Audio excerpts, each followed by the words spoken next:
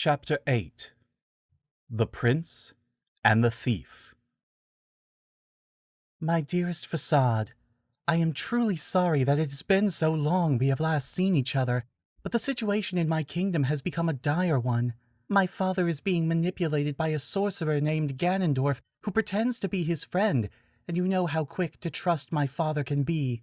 But while the two of them are getting on so well, my scouts tell me that Ganondorf's minions are gathering their numbers toward the rural south of Hyrule. In truth, I fear that the wretch has only gotten close to my father in an attempt to get the Triforce of Wisdom, and worse still, it is rumored that he is already in possession of the long-lost Triforce of Power.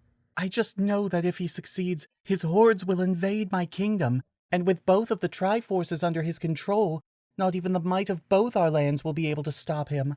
I plan to travel in secret to Arcadia, and I have sent this letter to you in advance, in case I am discovered. I hope and pray that I will be able to explain all this to you in person soon, but if your men in the Lost Woods do not report sighting me within 3 days after you read this, you must assume that something has happened to me. Ganondorf is a bully and a brute, but he is not ignorant by any standard, so there is a good chance that I will not make it to you. If I do not reach Arcadia, then you are the only hope for my kingdom, and I beg you to find the Triforce of Wisdom, which I have ordered my scouts to hide. Enclosed in this letter is a magical compass that I have set to locate the Triforce. I am sorry that I cannot explain more now, but know that I miss you terribly, and whatever happens to me, I love you, Facade.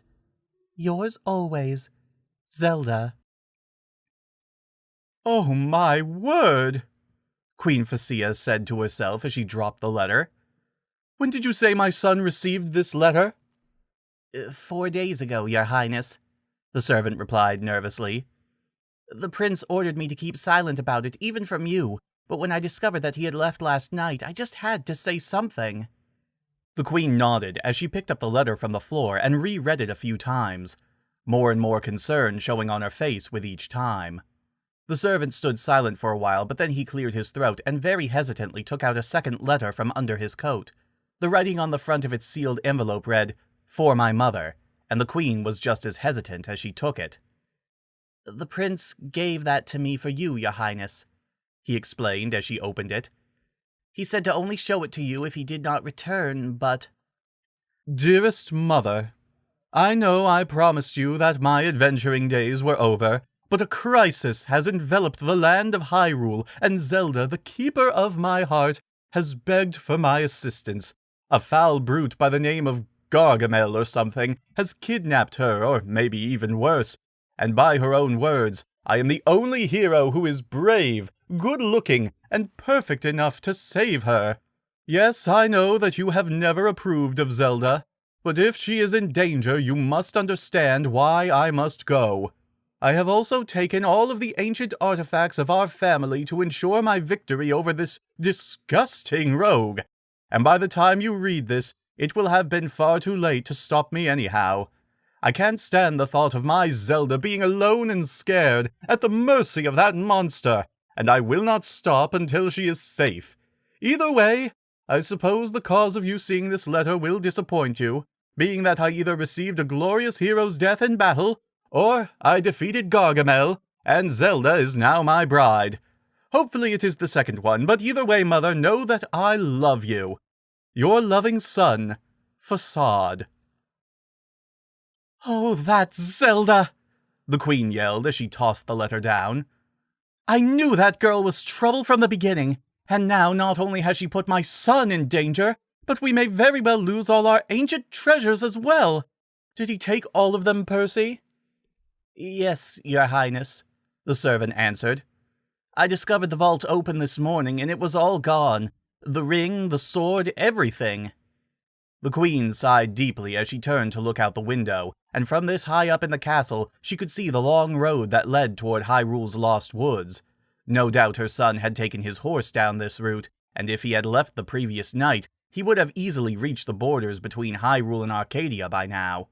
What troubled her the most was that he had taken all of the magical items from their family vault, when he had usually only taken one each time he went out.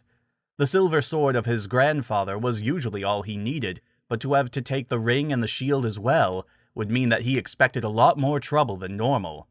But as the letter said, it was far too late to stop him, and she could only hope that he knew what he was getting himself into. Meanwhile, back in Hyrule,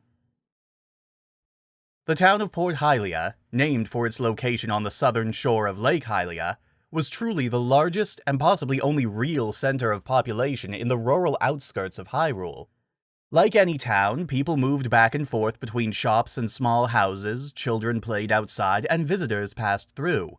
On top of being the shipping center for most goods that came in from the ocean through the connecting river, Port Hylia also offered an excellent view of both Eagle Prison, which sat on an island in the very center of the lake, and Snake Palace, which sat on a much closer island.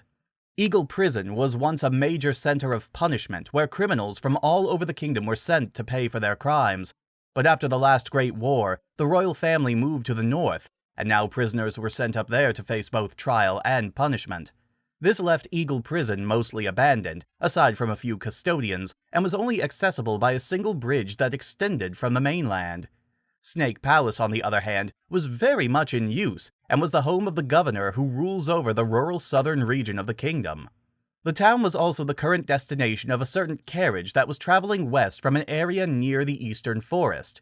A carriage whose passengers were still recovering from a certain incident that had involved a mysterious young hero saving them from an evil wizrobe. Of course, both passengers were each dealing with the incident in their own way. "Be reasonable, Miranda," the old passenger said to her. "We have both been through a shock, and I simply suggest that we try and reach the estate by tonight instead of stopping here."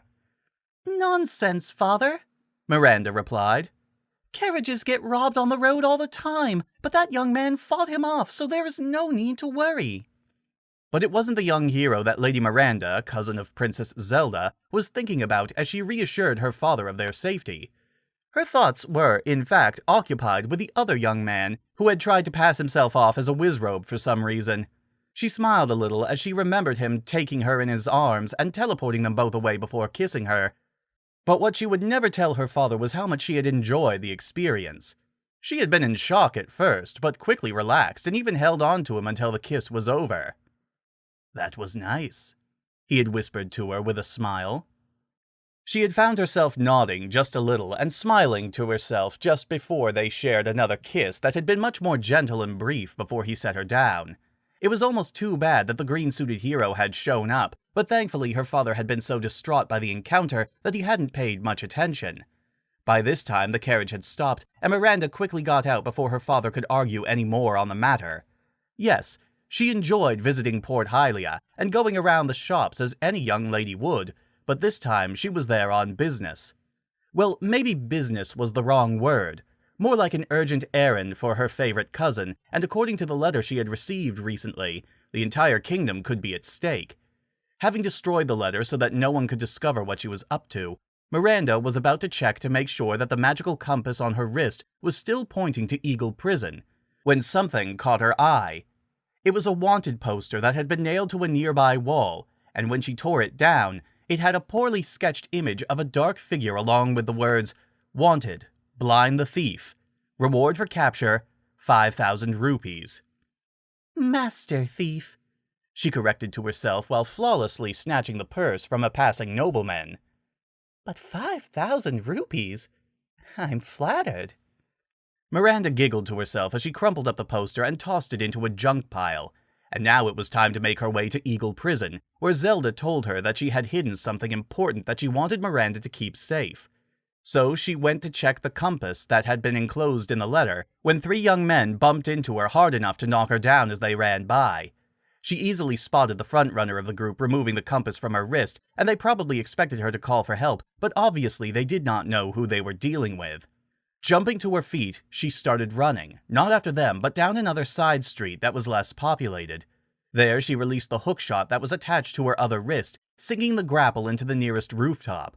There was always the risk that someone would see when the hookshot retracted and sent her flying over the building, but the risk was worth it to see the look on the young men's faces when the girl they had just robbed landed gracefully right in front of them. Giving them no time to react, Miranda's hands moved with lightning speed as she took her compass along with literally everything the 3 of them had in their pockets. And then, just as quickly as she arrived, she was gone. Using the hookshot again to send herself flying back over the roof, she landed in the unpopulated alley where she started, leaving the 3 would-be thieves to face embarrassment when their pants fell down. The result of her stealing their belts at the last second. Now that she had retrieved the compass, and was several rupees richer, it was time to get back on track. Zelda needed her help, and after everything her favorite cousin had done for her, a little thing like breaking into Eagle Prison would be nothing for Blind, the master thief.